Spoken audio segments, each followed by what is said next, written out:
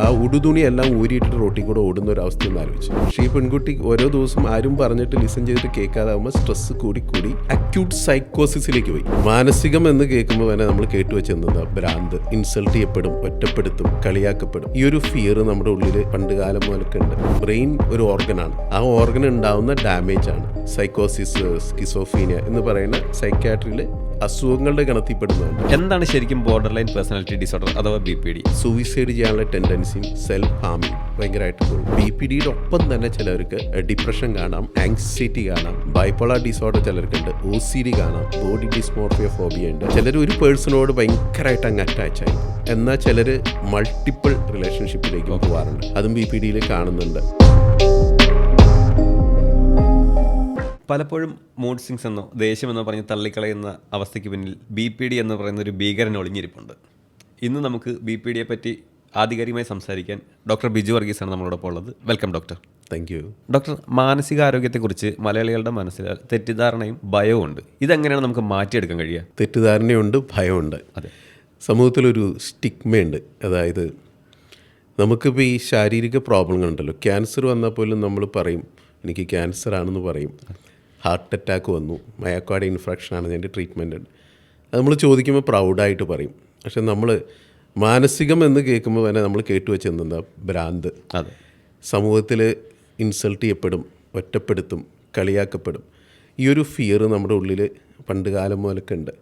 അതുകൊണ്ട് നമുക്കിത് ഇനി അവിടെ ഒരു ട്രീറ്റ്മെൻറ്റിന് പോകാൻ വരെ പേടിയാണ്. ഇപ്പോൾ എൻ്റെ ക്ലിനിക്കിൽ തന്നെ ഈ അകലെയുള്ള ആൾ, ഞാൻ ചിലപ്പോൾ ചിലരോട് ചോദിക്കും എന്തുകൊണ്ടാണ് ഇവിടെ വന്നത്, ആരെങ്കിലും റെഫർ ചെയ്തതാണോ അല്ലെങ്കിൽ എന്നെക്കുറിച്ച് കേട്ടറിഞ്ഞിട്ടാണോ. അപ്പോൾ ചില കേസുകൾ വരുന്നത് ഞങ്ങളുടെ ഏരിയയിൽ പോയി കഴിഞ്ഞിട്ടുണ്ടെങ്കിൽ നാട്ടുകാരറിയും. ക്ലിനിക്കിൽ അപ്പോൾ റിസപ്ഷനിസ്റ്റ് ചിലപ്പോൾ പറയും, കോൾ ചെയ്യുന്ന സമയത്ത് പറയും ഇതെവിടെയാണ്, സിറ്റിയിൽ നിന്ന് മാറിയതാണോ, ആളുകൾ കാണോ, ഞങ്ങൾ അങ്ങോട്ട് കയറുമ്പോൾ കാണോ. ഇത്തരം ചോദ്യങ്ങൾ മനുഷ്യൻ്റെ ഉള്ളിൽ ഇങ്ങനെ കിടപ്പുണ്ട്. ഈ ഒരു ഭയം ആദ്യമായിട്ട് കൊണ്ടത് കാരണം നമ്മളൊരു ഒരു ഫിസിക്കൽ ഹെൽത്തും മെൻ്റൽ ഹെൽത്തും ഇത് രണ്ടും രണ്ടായിട്ട് കാണുന്നതുകൊണ്ടാണ്. നമുക്ക് ബോഡിക്ക് അസുഖം ഉണ്ടാവുന്ന പോലെ തന്നെയാണ് മനസ്സിനുണ്ടാവുന്ന അസുഖം. പക്ഷേ ഇതിനെ അക്സെപ്റ്റ് ചെയ്യാൻ പലരും ഇപ്പോൾ തയ്യാറായിട്ടില്ല. ഇനിയിപ്പോൾ ഇതിനെ മുന്നോട്ട് വന്നാലോ, ട്രീറ്റ്മെൻറ്റ് എടുക്കുന്ന പാർട്ടിലേക്ക് വന്നാലോ, ആദ്യം ചോദിക്കുന്നത് മെഡിസിൻ ഇല്ലാതെ ട്രീറ്റ് ചെയ്യാൻ വല്ല മാർഗമുണ്ടോ. എല്ലാ കേസിലും മെഡിസിൻ ആവശ്യമില്ല, പക്ഷേ ചില കേസിലും മെഡിസിൻ നിർബന്ധമാണ്. കാരണം ഇതിൻ്റെ റൂട്ട് കോസ് നമ്മുടെ ബ്രെയിനായിരിക്കും. ബ്രെയിൻ ഒരു ഓർഗനാണ്. ആ ഓർഗൻ ഉണ്ടാകുന്ന ഡാമേജാണ്. അപ്പോൾ അതിൽ ന്യൂറോ കെമിക്കൽസ് ഉണ്ട്, ഡോപ്പാമിൻ, സെറട്ടോണിൻ, ഇതിൻ്റെ ഏറ്റക്കുറച്ചിലുണ്ട്. അതിന് മെഡിസിൻ തന്നെ എടുക്കണം. കാരണം സൈക്കോളജിക്കൽ ഡിസീസുകളുണ്ട്, സൈക്കോസിസ്, സ്കിസോഫീനിയ എന്ന് പറയുന്ന സൈക്കാട്രിയിൽ അസുഖങ്ങളുടെ ഗണത്തിൽപ്പെടുന്നുണ്ട്. അതിൻ്റെ first choice of treatment medicine തന്നെയാണ്. അതേസമയം ഇതല്ലാത്ത മാനസിക പ്രശ്നങ്ങളുണ്ട്, ഡിസോർഡേഴ്സ് എന്ന് പറയുന്നത്. അതിൽ ചിലപ്പോൾ രണ്ടും കൂടുതൽ വേണ്ടി വരും, രണ്ടും മിക്സായിട്ട് വേണ്ടി വരും. കൂടുതൽ സൈക്കോതെറാപ്പി ആയിട്ടും വേണ്ടി വരും. ഡിപ്രഷൻ പോലത്തെ കേസുകളാണെങ്കിൽ എല്ലാ ഡിപ്രഷനും മെഡിസിൻ്റെ ആവശ്യമില്ല. നമ്മൾ അസസ് നടത്തിയിട്ടൊരു സിവിയർ ഡിപ്രഷനാണ് അല്ലെങ്കിൽ പ്രൊഫൗണ്ട് കേസിലാണെങ്കിൽ മെഡിസിൻ്റെ സപ്പോർട്ട് വേണ്ടി വരും. മെഡിസിനും സൈക്കോതെറാപ്പിയും ഒരുമിച്ച് കൊണ്ടുവരും. പക്ഷേ ഇപ്പോഴും ഇത് സൊസൈറ്റി അംഗീകരിക്കാൻ തയ്യാറായിട്ടില്ല.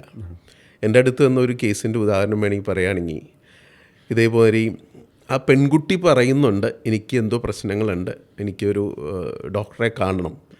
പക്ഷെ എന്ത് ചെയ്ത വീട്ടുകാർ, നീ ഇപ്പോൾ ഡോക്ടറെ കണ്ടു കഴിഞ്ഞിട്ടുണ്ടെങ്കിൽ നാണക്കേട്, മറ്റുള്ളവർ അറിഞ്ഞാലുള്ള ബുദ്ധിമുട്ട്, നാളെ നിന്നെ കല്യാണം കഴിപ്പിച്ച് വിടേണ്ട ഒരു അവസ്ഥയുള്ളതാണ്, നീ അത് വെറുതെ നിനക്ക് തോന്നുന്നതാണ്, വിട്ട് കളയാൻ പറയാണ്. പക്ഷേ ഈ പെൺകുട്ടി ഓരോ ദിവസം ആരും പറഞ്ഞിട്ട് ലിസൺ ചെയ്തിട്ട് കേൾക്കാതാവുമ്പോൾ സ്ട്രെസ് കൂടി അക്യൂട്ട് സൈക്കോസിസിലേക്ക് പോയി. അതായത് സ്വന്തം നിയന്ത്രണം നഷ്ടപ്പെട്ടിട്ട് ഒരു സൈക്കോട്ടിക് ഡിസോർഡറിലേക്ക് പോയി. സൈക്കോട്ടിക് ഡിപ്രഷൻ എന്ന് പറഞ്ഞ അവസ്ഥയിലേക്ക്. ഒന്ന് ആലോചിച്ച് നോക്കുകയും ആ ഉടുതുണിയെല്ലാം ഊരിയിട്ടിട്ട് റോട്ടിൽ കൂടെ ഓടുന്ന ഒരു അവസ്ഥ ഒന്ന് ആലോചിച്ച് നോക്കി. അപ്പോൾ പിന്നെ നാട്ടുകാരും കണ്ടു, വീട്ടുകാരും കണ്ടു. പിന്നെ വരുന്ന ട്രീറ്റ്മെൻറ്റ് പിന്നെ നമുക്ക് ചിലപ്പോൾ അഡ്മിറ്റ് ചെയ്ത് ദിവസങ്ങളോളം ട്രീറ്റ് ചെയ്യേണ്ടി വരും. അങ്ങനെ പറഞ്ഞ കേസുകൾ മെഡിസിൻ്റെ എണ്ണവും തുടക്കത്തിൽ ചെറുതായിട്ട് മാറേണ്ട ഒരു പ്രശ്നം വലുതായിട്ട് അതിൻ്റെ ഒരു ഇതിലേക്ക് എത്തേണ്ട ഒരു അവസ്ഥയിലേക്ക് നമ്മൾ എത്തും. എപ്പോഴാണ് ശരിക്കും ഒരു സൈക്കോ തെറാപ്പി എടുക്കേണ്ടത് നമ്മൾ? അത് എനിക്കിപ്പോൾ ഒരു സൈക്കോ തെറാപ്പി ആവശ്യമുണ്ടെന്ന് ഞാൻ തിരിച്ചറിയുന്നത് എപ്പോഴായിരിക്കും? നമ്മുടെ normal function, day to day ആക്ടിവിറ്റീസിൽ നമുക്ക് എന്തെങ്കിലും പ്രശ്നങ്ങൾ വരാണ്, എൻ്റെ എനർജി ലെവലിൽ പ്രശ്നങ്ങൾ വരും, എൻ്റെ തിങ്കിങ് ലെവലിൽ പ്രശ്നങ്ങൾ വരും, എൻ്റെ ഇമോഷൻസ് എനിക്ക് കൺട്രോൾ ചെയ്യാൻ പറ്റാത്ത ലെവലിൽ വരുന്നു. എൻ്റെ മൂഡിനെയും എൻ്റെ ഇമോഷനെയും എൻ്റെ തിങ്കിങ് പാറ്റേണിനെയും ബാധിക്കുന്ന രീതിയിൽ എനിക്കോ മറ്റുള്ളവർക്കോ ശല്യമാവുന്ന രീതിയിൽ എൻ്റെ ബിഹേവിയറോ എന്തെങ്കിലും പെരുമാറ്റത്തിലോ ചിന്തകളിലോ പ്രശ്നങ്ങളായിട്ട് എനിക്ക് തോന്നുന്നുണ്ടെങ്കിൽ തീർച്ചയായിട്ടും ഞാനൊരു ഹെൽപ്പ് സീക്ക് ചെയ്യേണ്ട ആവശ്യമാണ്. ഇനി BPD-യിലേക്ക് വരുമ്പോൾ border line personality disorder, actually എന്താണ് ശരിക്കും ബോർഡർ ലൈൻ പേഴ്സണാലിറ്റി ഡിസോർഡർ അഥവാ BPD? ഇതിൻ്റെ പ്രധാന ലക്ഷണങ്ങൾ എന്തൊക്കെയായിരിക്കാം? ഒരു പേഴ്സണാലിറ്റി ഡിസോർഡർ എന്ന് പറഞ്ഞ് കേട്ടിട്ടുണ്ടാവല്ലോ, വ്യക്തിത്വ വൈകല്യങ്ങൾ. അപ്പോൾ ഒരു ഡിസോർഡറാണ്, പേഴ്സണാലിറ്റിയിൽ നോർമലായ പേഴ്സണാലിറ്റി അല്ല.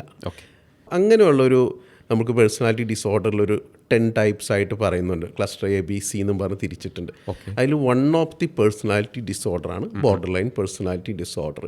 ഇത് മെയിനായിട്ട് എന്ന് പറഞ്ഞാൽ ഒരു ഇമോഷൻ റെഗുലേഷൻ ചെയ്യാൻ പറ്റാത്ത അവസ്ഥയാണ്, അല്ലെങ്കിൽ ഒരു നെർവ് സിസ്റ്റം ഡിസ്റെഗുലേഷൻ ആവുന്ന ഒരു അവസ്ഥയാണ്. അതായത് എൻ്റെ ഇമോഷൻ ഒരു സ്റ്റോം പോലെ വരും, എൻ്റെ നിയന്ത്രണത്തിലായിരിക്കില്ല, പെട്ടെന്നൊരു ഷിഫ്റ്റ് നടക്കും. അപ്പോൾ ആളുകൾ നോക്കുമ്പോൾ ഈ വ്യക്തി ഓവർ റിയാക്ട് ചെയ്യുന്നു, ഭയങ്കര മോശമായിട്ട് പെരുമാറുന്നു, ഇതൊക്കെ കാണും. പക്ഷേ ആക്ച്വലി ഓവർ റിയാക്റ്റ് അല്ല ചെയ്യുന്നത്, ഓവർ ഫീലാണ് അവർക്ക് വരുന്നത് ഈ ബോർഡർ ലൈൻ പേഴ്സണാലിറ്റി ഡിസോർഡർ. അപ്പോൾ ലക്ഷണങ്ങൾ ചോദിച്ചിട്ടുണ്ടെങ്കിൽ സാധാരണയായിട്ട് കാണുന്നത് ഒരു 9 കാറ്റഗറി ആയിട്ടുള്ള ലക്ഷണങ്ങളുണ്ട്. അപ്പം അതെന്ന് പറഞ്ഞിട്ടുണ്ടെങ്കിൽ നമുക്കിപ്പോൾ ഈ ഒരു ഇൻറ്റൻസ് ആയിട്ടുള്ള ഒരു ഇമോഷൻ, എസ്പെഷ്യലി ആങ്കർ ഡിസോർഡർ നമുക്ക് കൺട്രോൾ ചെയ്യാൻ പറ്റാത്തൊരവസ്ഥ. മോസ്റ്റ്ലി കാണുന്നത് ഫിയർ ഓഫ് അബാൻഡൻമെൻറ്റ്. എന്നെ ഇട്ടിട്ട് പോകുമോ, എനിക്ക് ആ ഒരു പേടിയാണ്, എനിക്ക് നഷ്ടപ്പെടുമോ, അത് ഭയങ്കരമായിട്ടൊരു പേടിയാണ്. പിന്നെ ഇമ്പൾസീവായിട്ടുള്ള ആക്ഷൻസ്, ചിന്തിക്കാതെ ഇമ്പൾസീവായിട്ട് ബിഹേവ് ചെയ്യും. റിസ്കി ബിഹേവിയേഴ്സ് കാണാറുണ്ട്. സൂയിസൈഡ് ചെയ്യാനുള്ള ടെൻഡൻസിയും സെൽഫ് ഹാമിങ് ഭയങ്കരമായിട്ട് കൂടുതൽ. More over favourite person dependency, അതായത് ഒരു വ്യക്തിയോടുള്ള അമിതമായിട്ടൊരു അറ്റാച്ച്മെൻറ്റ്. അതായത് എൻ്റെ ഈ ലോകത്തെല്ലാം ഈ വ്യക്തി തന്നെയാണ്. ഈ വ്യക്തി പക്ഷേ എൻ്റെ ഒരു മെസ്സേജിന് ഇമ്മീഡിയറ്റ് റിപ്ലൈ തന്നില്ലെങ്കിലോ ഞാൻ ഭയങ്കരമായിട്ട് റിയാക്ട് ചെയ്യും. ഞാൻ ഓവറായിട്ട് മെസ്സേജുകൾ വീണ്ടും തുടരെ വിട്ടുകൊണ്ടിരിക്കും. ഇനി ഈ വ്യക്തി ഒരു ബൗണ്ടറി കീപ്പ് ചെയ്താലും ബുദ്ധിമുട്ടാണ്, ഒരു പ്ലാൻ ക്യാൻസൽ ചെയ്താലോ, അല്ലെങ്കിൽ ഈ വ്യക്തി വേറെ വ്യക്തികളുടെ കൂടെ ആയിരുന്നാലോ അപ്പോഴൊക്കെ എനിക്ക് ബുദ്ധിമുട്ട്. എനിക്കൊരു റിജക്ഷൻ ഫീൽ ചെയ്യുന്നു തോന്നിക്കഴിഞ്ഞാൽ ഞാൻ സാധാരണ റിയാക്ട് ചെയ്യുക ചെയ്യുന്നത്. പക്ഷേ ഇങ്ങനെയുള്ളപ്പോൾ നമ്മൾ മറ്റുള്ളവർ പറയുന്നത് BPD ഉള്ള വ്യക്തി ഓവർ റിയാക്ട് ചെയ്യുമെന്ന് പറയാം. ഒരു കുറച്ച് സമയത്തേക്ക് എന്തൊക്കെ ചെയ്ത് കൂട്ടും എന്നുള്ളത് പറയാൻ പറ്റില്ല. പിന്നീട് ഇതിനെക്കുറിച്ച് ആലോചിക്കുമ്പോൾ ഗിൽറ്റ്, ഷെയിം ഇതൊക്കെ നമുക്ക് ഫീൽ ചെയ്യും. ഇത് കൂടാണ്ട് ചിലവർക്ക് ഡിസ്അസോസിയേഷൻ, അതായത് നമ്മുടെ ബോഡിയിൽ നിന്ന് നമ്മൾ വിട്ടു നിൽക്കുന്ന പോലെ തോന്നും. അങ്ങനെ ഒരു ഐഡൻറ്റിറ്റി ഒരു കൺഫ്യൂഷൻ വരുന്ന ഒരു അവസ്ഥയിലേക്ക് വരും.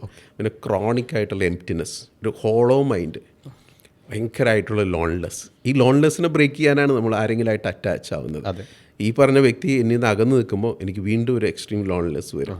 ഇതൊക്കെയാണ് ജനറലായിട്ട് ഈ BPD-യിൽ കാണുന്ന സിംറ്റംസ്. അപ്പം ഈ ആൻഷ്യസ് അറ്റാച്ച്മെൻറ്റും ഇതും തമ്മിൽ എന്തെങ്കിലും റിലേഷൻസ് ഉണ്ടോ? അറ്റാച്ച്മെൻറ്റിലേക്ക് വരാം. അത് ഏത് ടൈപ്പ് അറ്റാച്ച്മെൻറ്റ് വേണമെങ്കിൽ വരാം.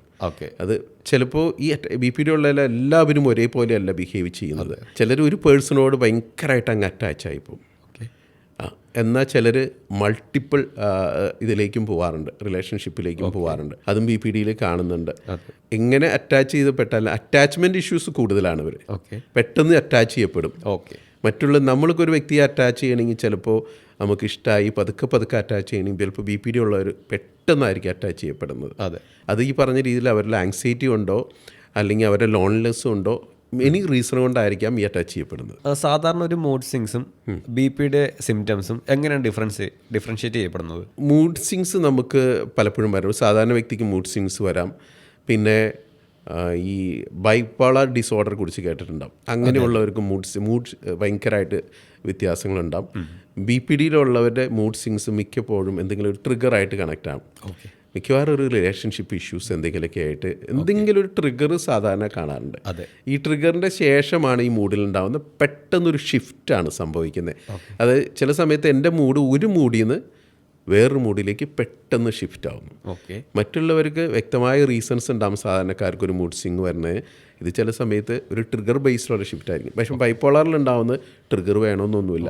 അവരുടെ ന്യൂറോ കെമിക്കൽ, നമ്മുടെ ബ്രെയിനിൽ ഉണ്ടാവുന്ന കെമിക്കൽ റിയാക്ഷൻ കൊണ്ട് മൂഡ് പെട്ടെന്ന് മാറുന്നുണ്ട്. പക്ഷേ ഇവിടെ മിക്കവാറും ട്രിഗർ എന്തെങ്കിലുമൊക്കെ കാണും. ആക്ച്വലി ഇത് ജനറ്റിക്സ് ആണോ അതെ നമ്മുടെ സാഹചര്യങ്ങളുടെ സ്വാധീനം മൂലം സംഭവിച്ചു വരുന്നതാണോ? BPD-യിൽ രണ്ടും വരാം.